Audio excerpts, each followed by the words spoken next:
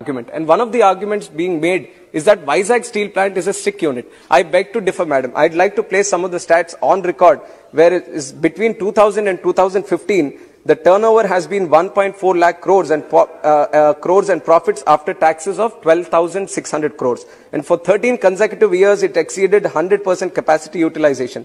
Vizag steel plant has achieved an all-time high of 1.3 million tons in exports. And recently, in times of COVID also, the workers have worked, putting their lives at risk. And December 2020, profit of 212 crores. Jan 2021, 134 crores profit. Feb 2021, 165 crores profit. And this present month, they are expecting 300 plus crores profit. So I beg to differ whenever they say that Vizag steel plant is requesting. Why show the stepmotherly treatment towards Andhra? And I'm saying stepmotherly because on 16th of March, the Honorable Minister of Heavy Industries, I'll complete in 1 minute, madam.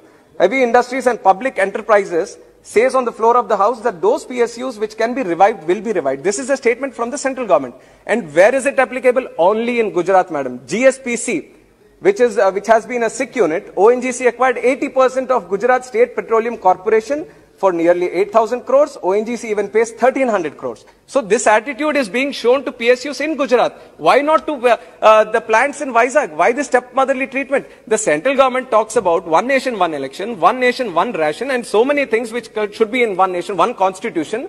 I demand for one nation, one justice. If something is happening from the central government towards Gujarat in a certain way, I would request that also be happening to Vizag steel plant, which is in the state of... And when it comes to the exports of this iron ore, 82% of our total iron ore exports goes to China.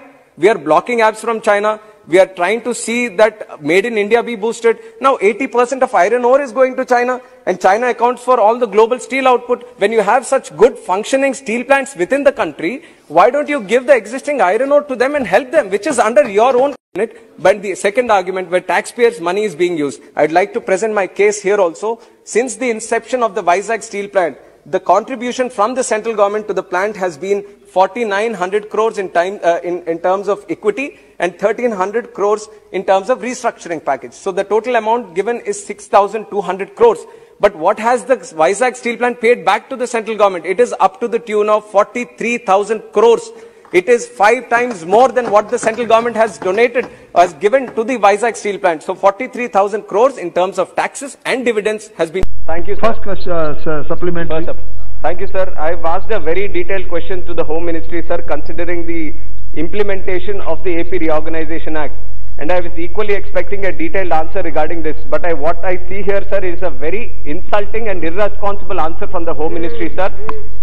9 crore people from both the states, Telugu states of Telangana and Andhra Pradesh, have been looking forward for this answer, sir. And all they see is a lack of interest or lack of knowledge, or both, which seems to be true in this case, looking at the answer, sir. Apna prashna puchiye. The question that I have asked, sir, is how much is the implementation of the Act, and also the reasons for non-fulfillment of assurances, and what is the proposed deadline? And the answer, sir, I would like to put it on record also. It says large number of provisions of AP Reorganization Act have been implemented. Sir, my question still remains the same, sir. It has not been answered. We are not satisfied. I would like to know from the minister, sir, is he willing to publish a white paper on this, so that people of Andhra Pradesh and Telangana know the exact implementation? Because it mentions there are 10 years, sir, but 8 years of it has already been completed. माननीय मंत्री जी, महोदय, उत्तर बहुत ही स्पष्ट रूप से रखा जा चुका है। आंध्र प्रदेश पुनर्गठन के बाद आंध्र प्रदेश और तेलंगाना के बीच कुछ ऐसे द्विपक्षीय मुद्दे हैं जिनको राज्यों को आपस में सौहार्द के वातावरण में सुलझाना है। इसमें दोनों राज्यों को कई बार गृह मंत्रालय ने बैठकें कर दोनों के प्रतिनिधियों के साथ कई बार निर्देश भी दिए हैं, सुझाव भी दिए हैं। ऐसे मैं इनको स्पष्ट रूप से कहना चाह रहा हूं कि आंध्र प्रदेश पुनर्गठन 2014 के बाद जितने भी इसमें प्रावधान किए गए थे,